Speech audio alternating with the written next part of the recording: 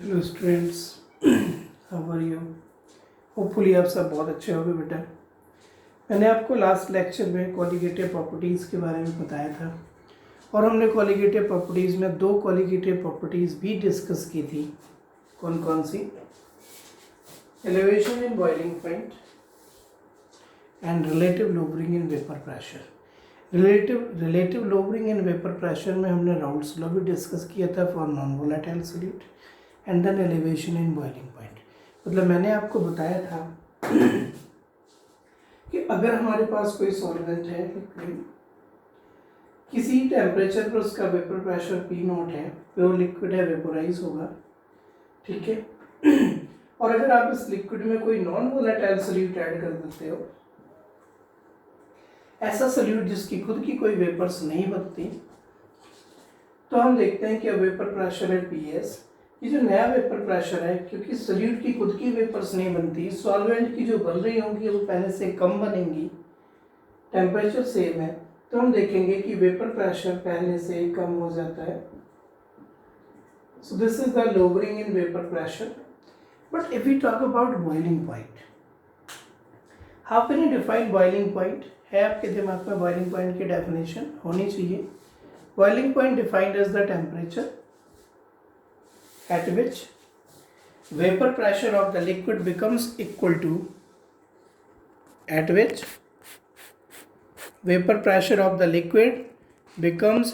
to the atmospheric pressure and a dynamic equilibrium is established between liquid and its vapors. Okay, that means बहुत clear है कि अगर आपने किसी के वेपर प्रेशर को एटमॉस्फेरिक प्रेशर के बराबर करना है, प्योर स्टेट में तो ये था, तो बॉइलिंग पॉइंट T0 है। लेकिन जब आप नॉन वोलेटाइल सॉल्यूट डाल दोगे, तो नॉन वोलेटाइल सॉल्यूट डालने से वेपर प्रेशर कम होने की वजह से अब आपको टेम्परेचर बढ़ाना पड़ेगा। That is we can say boiling point increases. This is called elevation in boiling point. और ये जो बेटा वेपर प्रेशर में लोअरिंग हुई है, इसे बोलते हैं relative lowering in vapour pressure. We discussed it all about. Now the main concept is this. यहाँ पे एक आपको थ्योरेटिकल सब्जेक्टिव क्वेश्चन आ सकता है, show that relative lowering in vapour pressure and elevation in boiling point is a colligative property. Graphically आप ये show करके बताइए कि ये दोनों कॉलिगेटिव प्रॉपर्टीज हैं। कॉलिगेटिव प्रॉपर्टीज को शो करने के लिए कि अगर कोई चीज कॉलिगेटिव प्रॉपर्टी है, it means what? Colligative properties we know are those properties which mainly depends upon the amount of solute and independent to the nature of solute. तो अगर हमने ये शो करना है कि ये colligative properties है, that means हमने ये शो करना होगा कि ये अमाउंट पे डिपेंडेंट है, ना कि नेचर पे डिपेंडेंट। ओके, सो देखिए कैसे हम इसको ग्राफिकली शो करते हैं।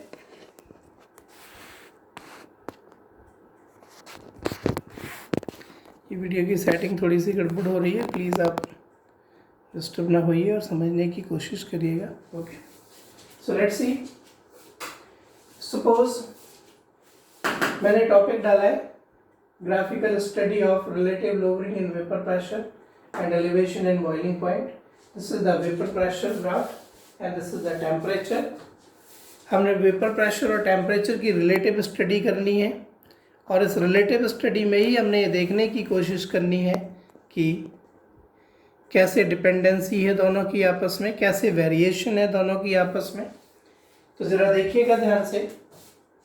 Suppose this is the vapour pressure and this is the stage atmospheric pressure line, ठीक है।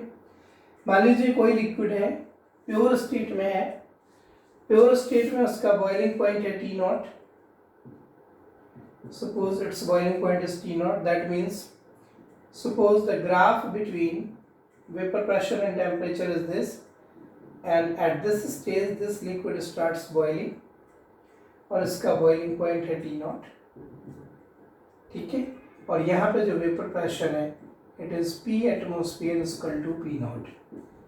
This is for solvent. मान लीजिए ये प्योर सॉल्वेंट है, प्योर सॉल्वेंट का बॉइलिंग पॉइंट ये है और वेपर प्रेशर ये है। According to definition vapour pressure becomes equal to atmospheric pressure, then we get the corresponding boiling point. Now when we add some non-volatile solute, जब आप इसमें non-volatile solute डालोगे तो आप देखोगे वेपर प्रेशर कम हो जाता है। non-volatile solute डालने पर मान लीजिए ग्राफ आया ये, दिस इज फॉर सोल्यूशन, ये सोल्यूशन का ग्राफ है, हैविंग सोल्यूट नॉन वोलेटाइल। पहले वाले बॉइलिंग पॉइंट पे अब इसका वेपर प्रेशर ये होगा,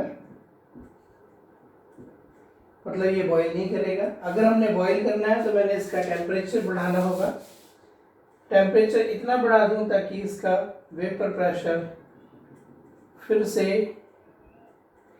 एटमॉस्फेरिक प्रेशर के बराबर हो जाए।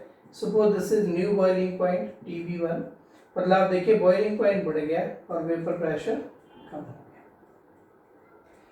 If you take another solution having more solute, then graph ऐसे जाएगा, अब उसका वेपर प्रेशर और कम हो गया।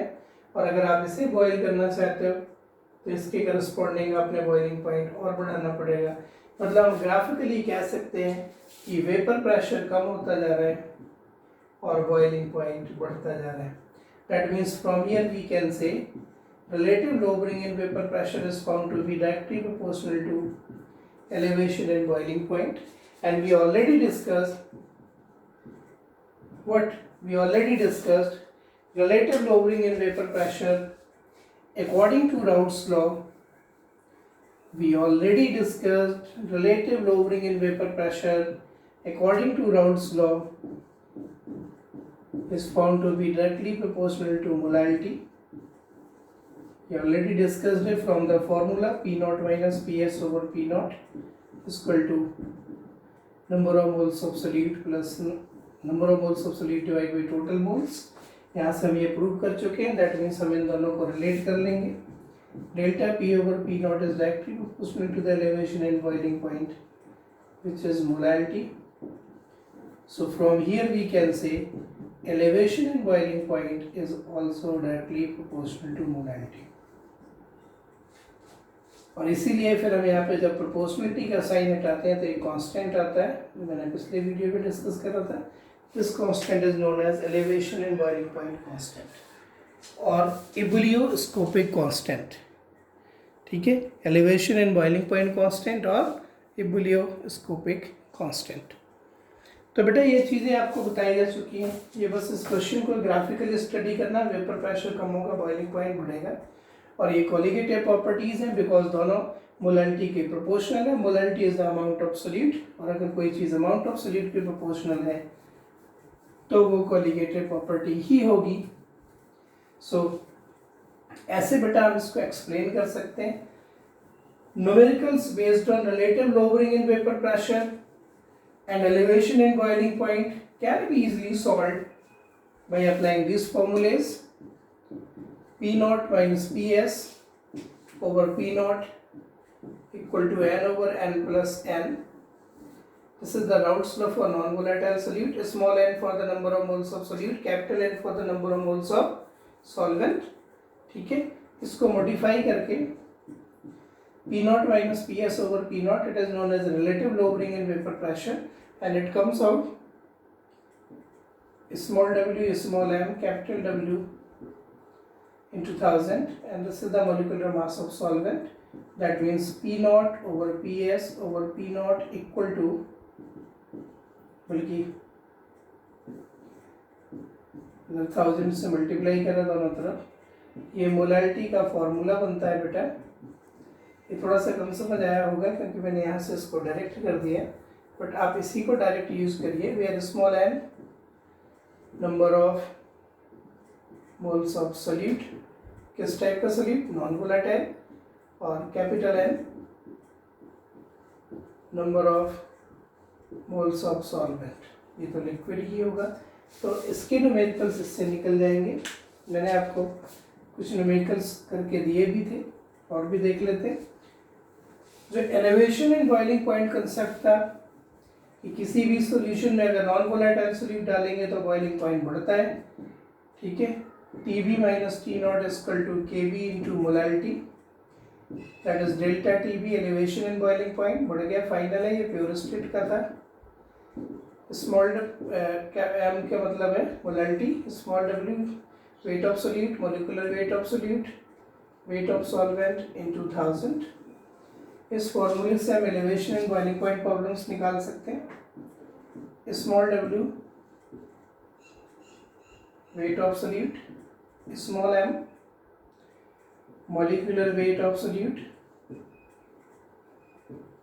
capital W weight of solvent, ठीक है। Kb it is the molar elevation constant,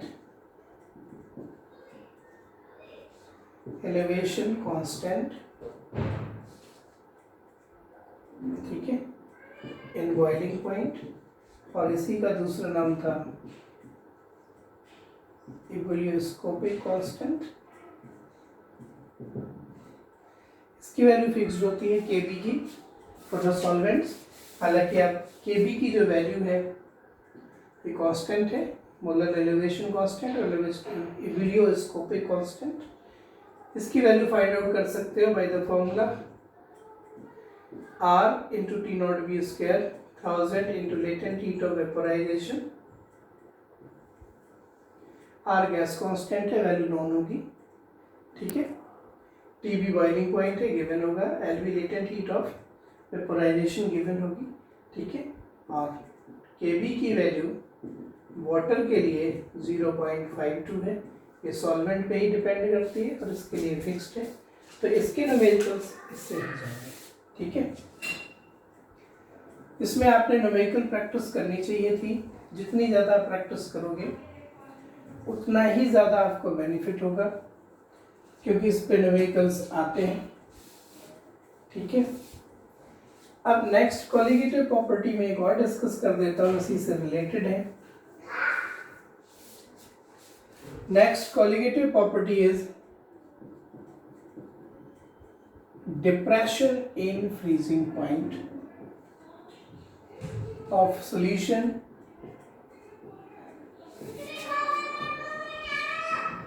having non-volatile solute, ठीक है। ये बेटा समझने की कोशिश करिए डिप्रेशन एंड फ्रीजिंग पॉइंट क्या मतलब है। पहले तो आप मुझे बताइए कितने बच्चों को पता है कि फ्रीजिंग पॉइंट क्या होता है, ये समझना बहुत ज़रूरी है। और मैं देखता हूँ बहुत से बच्चों को फ्रीजिंग पॉइंट की डेफिनेशन क्लियर नहीं होती, तो ये कंसेप्ट भी क्लियर नहीं होता। Basically freezing point defined as the temperature at which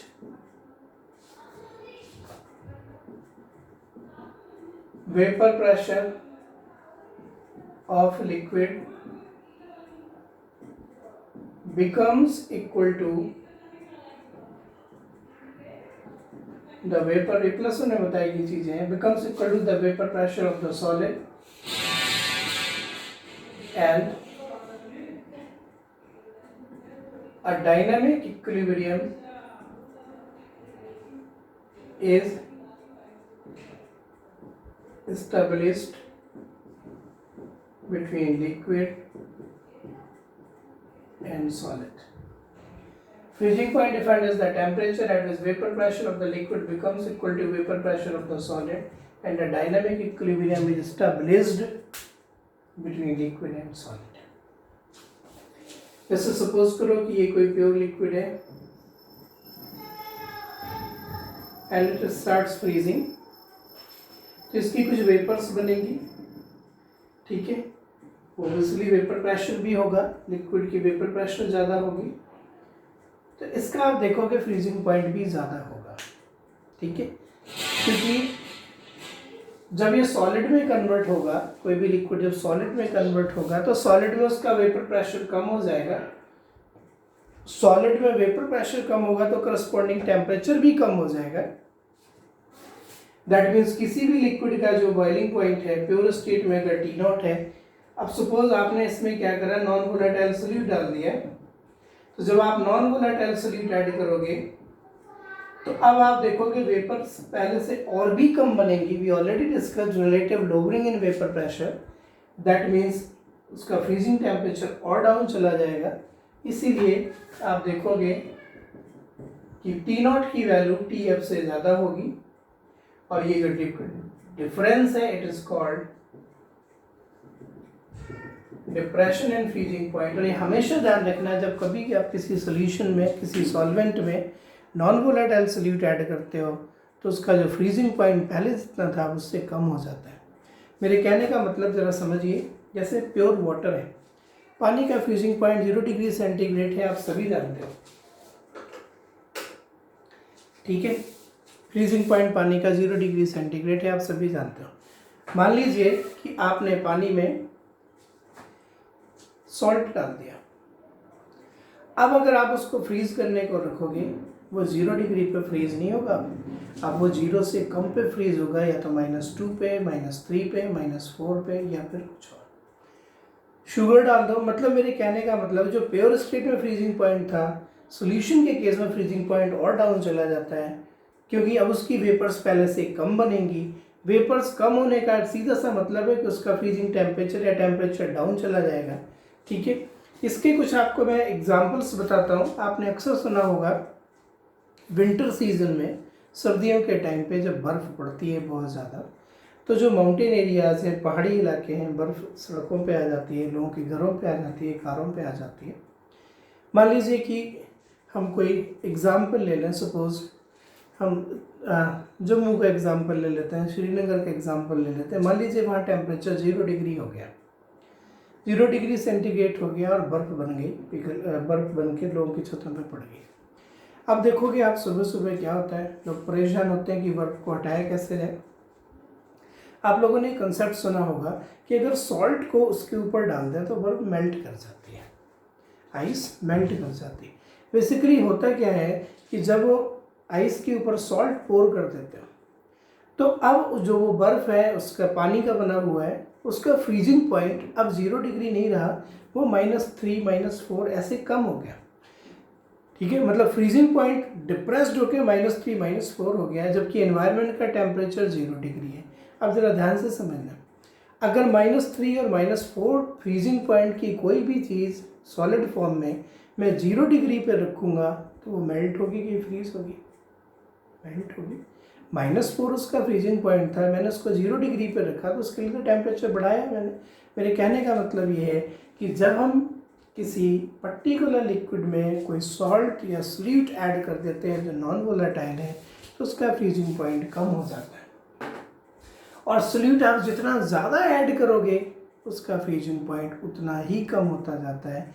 that's why it is also a colligative property. इसकी भी ग्राफिकल स्टडी हो सकती है, बट फिलहाल इसका राउट फ्लो है कि जो डिप्रेशन एंड फ्रीजिंग पॉइंट होता है it is also found to be directly proportional to molality theoretically amount of the solute. So delta TF is equal to KF into molality. KF यहाँ पे क्या लाएगा, molal depression, molal depression in freezing point constant, या फिर इसको हम बोलते हैं cryoscopic constant. Cryoscopic term is coming out from the cryosurgery, the surgery which is carried out at very low temperature, freezing temperature. Cryoscopy is the device or instrument by which we can find out the freezing temperature as well as the molecular masses of the non-volatile solute by which freezing point is depressed.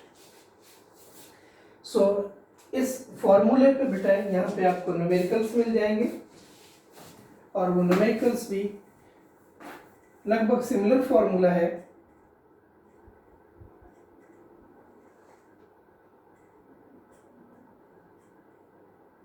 लगभग similar formula है delta TF KF into molality. Molality is the small w, small m, capital W into 1000. ठीक है। के F की value भी यहाँ से भी हम फाइंड आउट कर सकते हैं, आर टी नॉट एफ का square 1000 into latent heat of fusion, उसमें था वेपोराइजेशन, सेम चीज़ें। Kf for water, it is found to be 1.86 by solving this one. R gas constant, T naught F freezing point of the solvent, LF latent heat of fusion. बाकी ये सब कुछ हमें given होंगे तो हम find out कर लेंगे, इसके न्यूमेरिकल्स यहाँ से निकल जाएंगे। ठीक है, मतलब किसी सॉल्वेंट में जब हम सोल्यूट ऐड करते हैं तो फ्रीजिंग पॉइंट डिप्रेस्ड हो जाता है, and this property is the colligative property because it directly related with the amount of solute added in the solvent or solution. Okay, so try the numericals of this formula also. अब आपने इन तीनों फॉर्मूले के numericals try करने हैं, examples try करने हैं जो बुक में दिए हैं। मैं एक बार फॉर्मूले फिर से लिख देता हूँ। Please do practice of relative lowering in vapour pressure, Raoult's law for non-volatile solute formula, which is approximately can be written as n over n for the dilute solutions, n number of moles of solute, capital N number of moles of solvent। ठीक है, या इसके जो moles हैं इनको आप open करके लिख सकते हो, small w over small m, इसको capital W over capital M and solve out. Elevation and boiling point delta TB or TB minus T naught. This is the boiling point of solution. This is the boiling point of pure solvent. It is found to be equal to Kb. Kb should be given into molality. By using molality term, you can find out delta TB is equal to Kb into molality is the small m, small w is small m, capital W into 1000. Weight of solute, molecular weight of solute, weight of solvent 1000 for kg. Kb की value given होगी, ठीक है। And now the formula is for depression and freezing point. Depression का मतलब है solution का freezing point solvent से कम होगा, this difference is known as depression.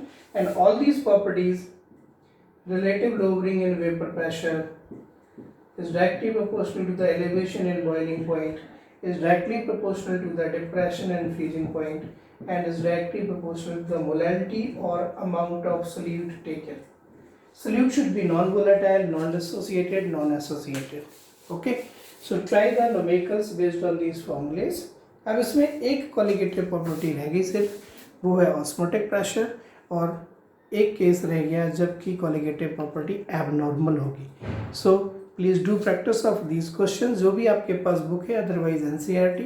ठीक है, जिन्होंने पुराने वीडियोस ना देखे हो प्लीज़ बेटा देखो उनको, जो नहीं समझ आता आप मुझे सेंड करो, आप मुझे स्क्रीनशॉट भेजो, आप मुझे कोई स्कैन करके भेजो, आप मुझे व्हाट्सएप पे भेजो, आप मुझे वीडियो कॉल करो, जैसे भी आपको ठीक लगे, बट प्लीज़ डू प्रैक्टिस। +2 है आपका, don't play with your life, do hard work और प्रॉपर प्लानिंग के साथ स्टडी करिए, वीडियोस देखिए, यही मीडिया है पढ़ने का।